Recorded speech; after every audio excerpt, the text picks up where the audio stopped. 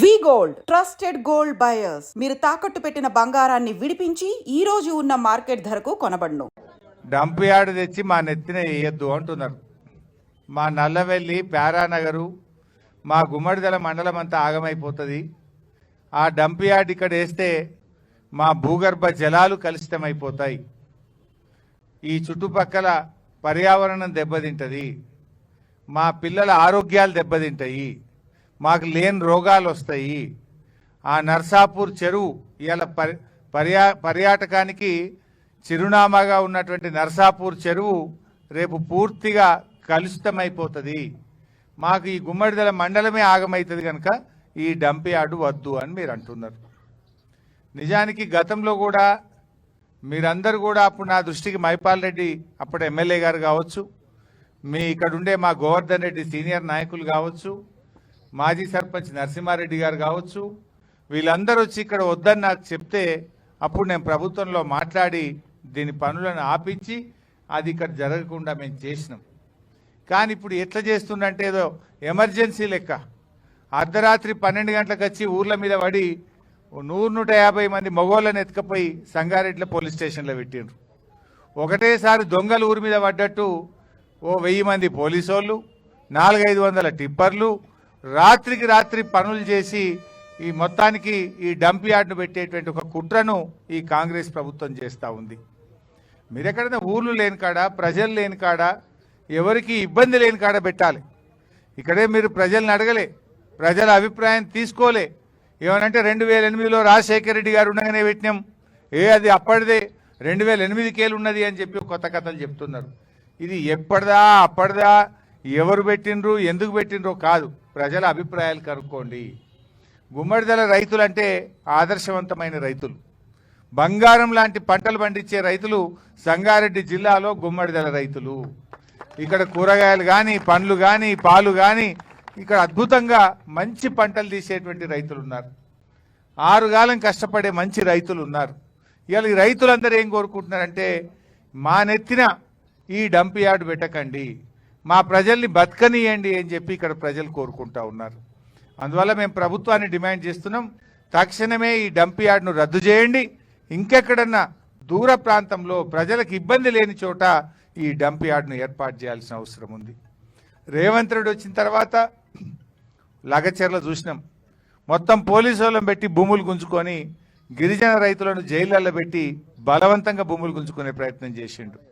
ఇప్పుడే మాణిక్రావు గారు చెప్పినట్టు పచ్చటి పొలాలు ఉన్నటువంటి న్యాల్కల్లో అక్కడ కూడా ఫార్మాసిటీ పెట్టమని చెప్పి భూములు గుంజుకునే ప్రయత్నం చేస్తున్నారు.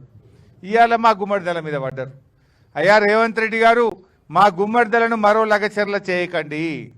మా రైతులు ఎట్టి పరిస్థితుల్లో ఒప్పుకునే పరిస్థితుల్లో లేరు. ఇప్పటికే 10 రోజుల నుంచి వివిధ రూపాల్లో ధర్నాలు చేస్తుండ్రు. అక్కడ ప్యారానగర్లో చేస్తుండ్రు, ఇక్కడ గుమ్మడిదలలో కూడా ధర్నాలు చేస్తున్నారు. ఎందుకోసం చేస్తున్నారు?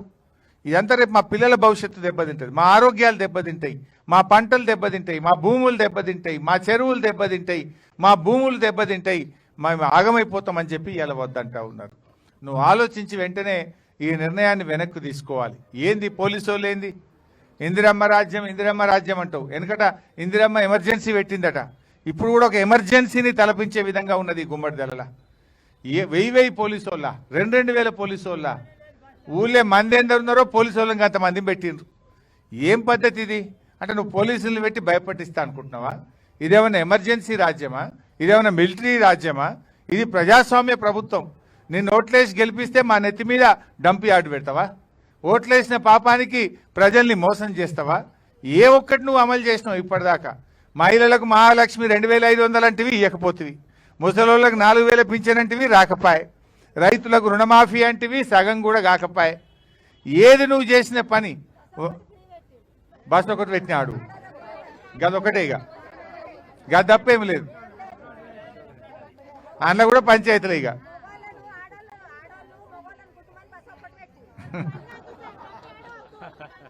సో ఈ రకంగా ప్రజల్ని ఇబ్బంది పెడుతున్నావు.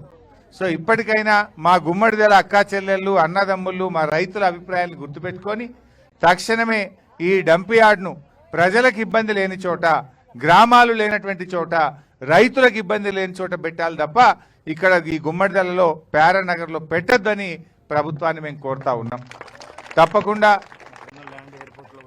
తప్పకుండా మీ యొక్క అంశాన్ని రేపు అసెంబ్లీలో కూడా మాట్లాడతాం. రేపు మళ్ళీ అసెంబ్లీ బడ్జెట్ సమావేశాలు స్టార్ట్ అవుతున్నాయి. ఇలా మీరు ఎట్లా పోరాడుతున్నారు? ఓనాడు బర్రెలు పెట్టిండ్రు, ఓనాడు గొర్రెల్ని పెట్టిండ్రు, ఓనాడు మహిళలు కూస్తున్నారు, ఓనాడు పిల్లలు కూస్తున్నారు, ట్రాక్టర్ల ర్యాలీ పెట్టిండ్రు. వివిధ రూపాల్లో ప్రజాస్వామ్య పద్ధతిలో మీరు కొట్లాడుతూ ఉన్నారు.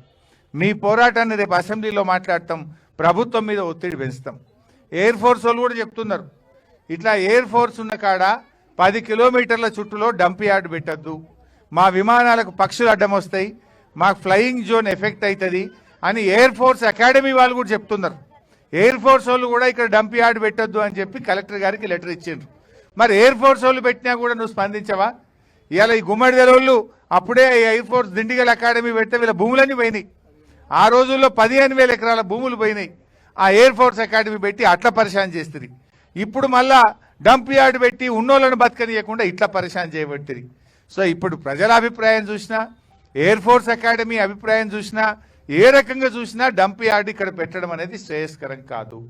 ఆలోచన విరమించుకోండి, మీ టిప్పర్లు వాపస్ తీసుకోండి, మీ పోలీసు వాళ్ళందరినీ కూడా వెనక్కు తీసుకొని ఇక్కడ ప్రజాస్వామ్య పద్ధతుల్లో ప్రజల ఆలోచనల్ని గౌరవించాలని చెప్పి కూడా ఈరోజు మేము డిమాండ్ చేస్తూ ఉన్నాం. ఇప్పటికైనా నువ్వు కళ్ళు తెరవక మొండిగా పోతే మాత్రం నీకు తగిన శాస్తి తప్పదు. రేపు మరి నువ్వేం శాశ్వతం కాదు, నువ్వేం పర్మనెంట్ కాదు. కానీ ఇట్లా నువ్వు నీ చేతుల అధికారం ఉందని పోలీసు వాళ్ళని పెట్టో, మిలిటరీని పెట్టో బలవంతంగా పనిచేయదు. కోర్టు ఆర్డర్ ఇచ్చింది కదా, కోర్టు ఆర్డర్ ఇచ్చినాకనే బుద్ధి రాదా నీకు? హైకోర్టు చెప్పినాక కూడా పనులు ఎట్లా కొనసాగిస్తావు? హైకోర్టు పనులు ఆపండి అని చెప్పింది, ఒక్కసారి కాదు 2 సార్లు చెప్పింది. ఇవాళ కోర్టు చెప్పిన తర్వాత మీరు పనులు ఎట్లా ఎందుకు ఆపరు? పనులు ఎట్లా కొనసాగిస్తారు? మీరు ఇంకా బోర్లు వేస్తున్నారు అక్కడ, ఇంకా రోడ్లు వేస్తున్నారు అక్కడ. ఎట్లా రోడ్ వేస్తారు? హైకోర్టు యాజ్ ఇట్ ఈజ్ ఆపండి, సర్వే చేయండి, ప్రజల అభిప్రాయాలు తీసుకోండి, ఈ ఎయిర్ ఫోర్స్ అకాడమీ ఇచ్చిన అభిప్రాయాన్ని దృష్టిలో పెట్టుకోండి అని కోర్టు చెప్పినాక కూడా మీరు ఇంకా కూడా రోడ్లు వేస్తూ ఉన్నారు. తక్షణమే ఆ రోడ్డు పనులు ఆపాలి.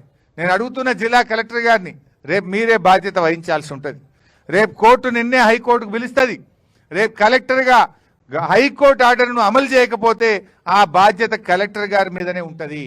నేను హెచ్చరిస్తా ఉన్న సంగారెడ్డి జిల్లా కలెక్టర్ను, హైకోర్టు ఉత్తర్వులను గౌరవించండి, ఆ రోడ్డు పనులను వెంటనే ఆపాలని చెప్పి నేను జిల్లా కలెక్టర్ గారిని హెచ్చరిస్తా ఉన్నా. అదేవిధంగా జిహెచ్ఎంసీ కమిషనర్ గారు, రేపు మీరు కూడా రెస్పాన్సిబుల్ అవుతారు. బలవంతంగా మీరు పనులు జరిపి ఈ ప్రజల్ని ఇబ్బంది పెట్టద్దు. రేపు హైకోర్టులో మీరు బోన్లో నిలబడాల్సిన పరిస్థితి వస్తుంది. జిహెచ్ఎంసీ కమిషనర్ కానీ, అదేవిధంగా జిల్లా కలెక్టర్ గారు కానీ రేపు కోర్టుకు కూడా పోవాల్సి వస్తుంది. జాగ్రత్త అని చెప్పి కూడా జిల్లా కలెక్టర్ను, జిహెచ్ఎంసీ కమిషనర్ గారిని కూడా నేను హెచ్చరిస్తా ఉన్నా. కోర్టు ఉత్తర్వులను గౌరవించండి, దయచేసి రోడ్డు పనులు ఆపండి, ఇక్కడున్న టిప్పర్లను పోలీసు వాళ్ళందరినీ కూడా వెనక్కు తీసుకొని పోవాలని చెప్పి కూడా నేను ఈ సందర్భంగా కోరుతా ఉన్నా.